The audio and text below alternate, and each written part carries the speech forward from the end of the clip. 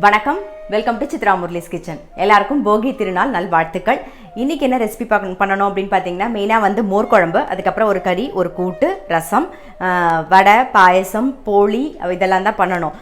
பச்சடி, தயிர் பச்சடி பண்ணணும். நான் வந்து என்ன பண்ண போகிறேன்னா, மோர் குழம்பு வைக்க போகிறோம். மோர் குழம்புக்கு எந்த தான் வேணாலும் யூஸ் பண்ணலாம். நான் இன்றைக்கி பெங்களூர் கத்திரிக்காய் யூஸ் பண்ணுறேன். நீங்கள் கருவடா இருந்தால் அது கூட நம்ம பொரிச்சு போடலாம். இல்லைன்னா வந்து குட்டி குட்டியாக போண்டா பண்ணுவோம் இல்லையா, ஸோ போண்டா போட்டு கூட பண்ணலாம். ஸோ நம்மளுடைய விருப்பம் தான். ஸோ மோர் குழம்பு, சேப்பங்கிழங்கு கறி, பாயசம் பண்ண போகிறேன். இன்றைக்கி வந்து அரிசி ஊற வச்சுருக்கேன். ஸோ வந்து பாயசம், பால் பாயசம் தான் பண்ண போகிறேன். பால் பாயசம், கடலைப்பருப்பு வடை, போலி பண்ண போகிறேன். தேங்காய் போலியும் பண்ண போகிறேன், பருப்பு போலியும் பண்ண போகிறோம். அவ்வளோதான். எப்படி ஃபஸ்ட்டு என்ன பண்ணுறேங்கிறது அப்படியே பார்த்துட்டே வந்துடலாம். நான் ஏற்கனவே உங்களுக்கு இந்த ரெசிபிலாம் நான் பண்ணி காமிச்சிருக்கேன். மோர் குழம்புக்கு வந்து கொஞ்சோண்டு தனியா, துவரம்பருப்பு, அரிசி, அதுக்கப்புறம் வந்து கொஞ்சோண்டு வெந்தயம் இதெல்லாம் ஊற வச்சுருந்தேன்.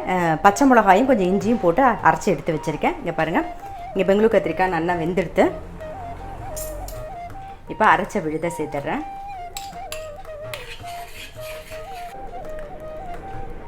இதில் வந்து தயிர் கடைஞ்சி வச்சுருக்கேன், கொஞ்சம் உப்பும் மஞ்சள் பொடியும் போட்டு வச்சுருக்கேன். ஸோ இதை வந்து மிக்ஸ் பண்ணிடலாம். தயிரெல்லாம் சேர்த்ததுக்கப்புறம் பொங்கி வந்தால் போதும். ஆக்சுவலாக இன்றைக்கி வந்து கல்யாண சமையல் மாதிரி பண்ணணும். நான் அதில் வந்து ஃபுல்லாக கூட்டு மட்டும்தான் மிஸ்ஸிங், மற்றபடி மிச்சம் எல்லாமே நான் பண்ணிவிட்டேன். அதே மாதிரி அப்பளம் பொரிக்கணும். ஸோ அதெல்லாமே உண்டு, அதெல்லாம் பண்ணிவிடுவேன் நான். எல்லாம் கொஞ்சம் கொஞ்சமாக பண்ணலான்னு.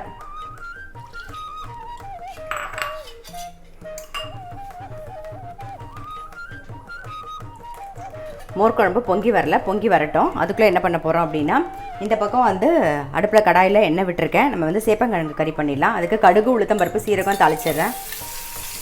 இங்கே பாருங்கள், இதிலே வந்து கொஞ்சம் மஞ்சள் பொடி போட்டிருக்கேன், உப்பு கொஞ்சம் சேர்த்தாச்சு, ரெட் சில்லி பவுடர், பெருங்காயம் எல்லாம் சேர்த்து நல்லா மிக்ஸ் பண்ணி வச்சுருக்கேன். சேப்பங்கிழங்கு சேர்த்துடலாம்.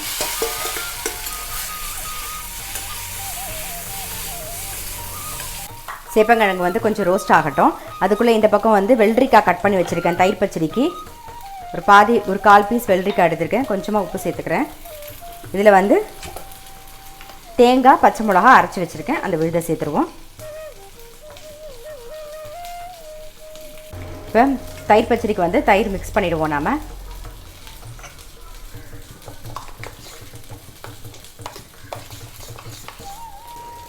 மோர் குழம்புக்கு பொங்கி வந்துடுது, இறக்கிடலாம், தாளிச்சிடலாம். நாம் கொஞ்சம் தேங்காய் எண்ணெய் விட்டுக்கிறேன்.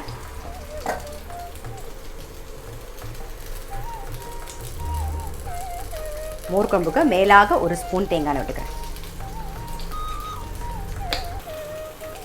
பாருங்கள், சேப்பங்கிழங்கு கறியும் ரெடி ஆகிடுத்து. நம்ம வந்து ஆஃப் பண்ணிவிட்டு அந்த பக்கம் ஓரமாக எடுத்து வச்சுருவோம். இந்த பக்கம் வந்து தேங்காய் எண்ணெயும் காஞ்சின்னு இருக்கு. இதில் வந்து கடுகு, சீரகம் சேர்க்குறேன் நான்.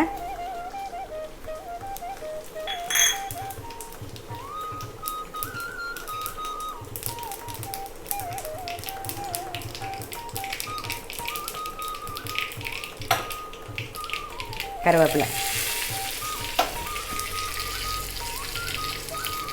தயிர் பச்சடிக்கும் கொஞ்சம் சேர்த்துடலாம்.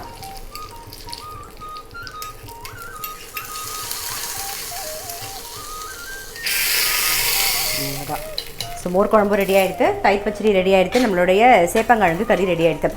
ஆக்சுவலாக இந்த மாதிரி பண்டிகை நாளில் சமையல் பண்ணும்போது நீங்கள் பார்த்தீங்கன்னா எல்லாமே கொஞ்சம் அளவில், ரொம்ப கம்மியான அளவில் பண்ணிங்கன்னா நமக்கு கரெக்டாக நிறவி வரும்போது பர்ஃபெக்டாக இருக்கும். ஒரு ஜாஸ்தியாக இல்லாமல் குறைவாக இல்லாமல். இது பார்த்தீங்கன்னா ஒரு 7-8 கிழங்கு தான் நான் போட்டிருந்தேன், அவ்வளோதான். அப்புறம் 1/4 பீஸ் தான் வந்து வெள்ளரிக்காவும் சேர்த்துருந்தேன் பச்சடிக்கு. அது மாதிரி கொஞ்சம் கொஞ்சமாக பண்ணிங்கன்னா பர்ஃபெக்டாக வந்துடும். எல்லாமே ஓரமாக வச்சுருவோம். அடுத்தது நம்ம பாயசம் பண்ணணும். இந்த பக்கம் வந்து பால் பாயசம் பண்ண போகிறோம். அதுக்கு வந்து பாஸ்மதி அரிசி போட்டிருக்கேன். அது வந்து ஒரு 20 நிமிஷத்துக்கு மேலே நல்லா ஊறினோடனே கையிலேயே வந்து இப்படி நீங்கள் உடச்சி விட்டிங்கன்னா நல்லா உடஞ்சிடும். இங்கே பாருங்கள், கையிலே இப்படி உடச்சி, இது இப்படி இருக்கா, உடச்சி விட்டால் நல்லா உடஞ்சிரும். அவ்வளோதான். இப்போ வந்து இதை சேர்த்துடலாம்.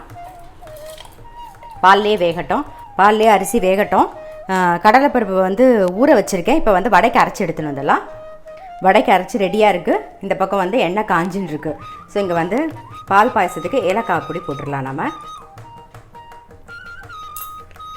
பால் பாயசத்துக்கு பால் கொதிச்சுன்னு இருக்குது. இந்த பக்கம் வந்து நம்ம வடை போட்டுடலாம்.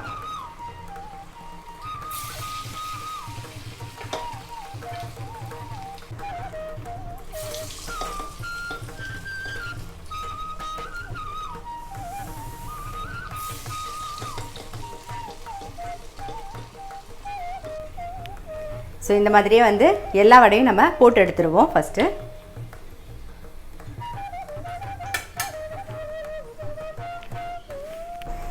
இப்போ பாயசத்துக்கு தேவையான சர்க்கரையை சேர்த்துருவோம். சேர்த்து ஒரு கொதி வரட்டும். அதுக்குள்ளே இந்த பக்கம் இழுப்ப கரண்டி வச்சுருக்கேன். அதில் வந்து நெய் விட்டு முந்திரி பருப்பு வறுத்து போட்டுடலாம்.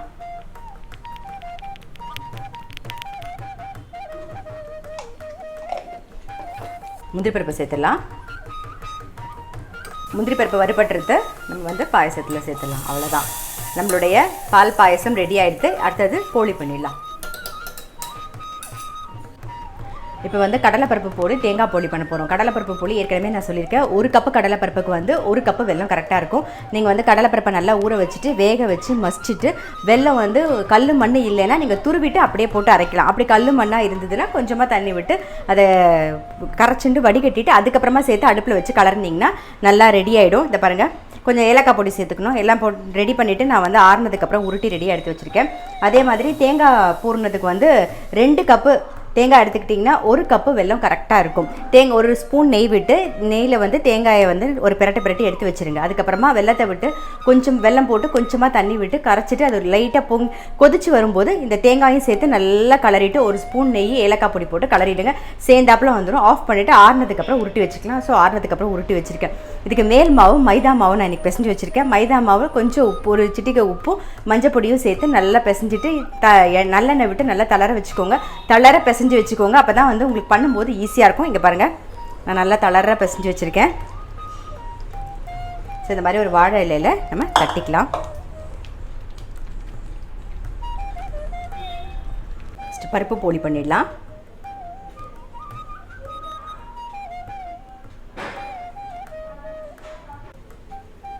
இதை வந்து தட்டிக்கலாம். நாம் இந்த மாதிரி தளர மாவு இருந்ததுன்னா உங்களுக்கு ரொம்ப ஈஸியாக இருக்கும் தட்டுறதுக்கு. பாருங்கள், வாழை இலையிலையும் நான் எண்ணெய் தடவிருக்கேன். கல் வந்து காஞ்செடுத்து போட்டுடலாம். தேங்காய் பூர்ணமும் ரெடி பண்ணிக்கலாம். அது வேகிறதுக்குள்ளே நம்ம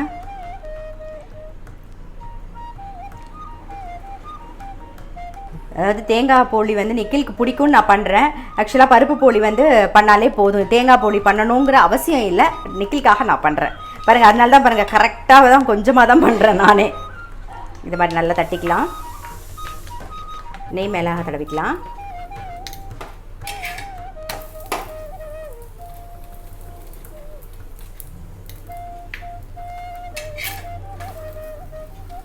பருப்பு போலி வெந்திரத்தை எடுத்துடுவோம். அடுத்தது வந்து தேங்காய் போலி.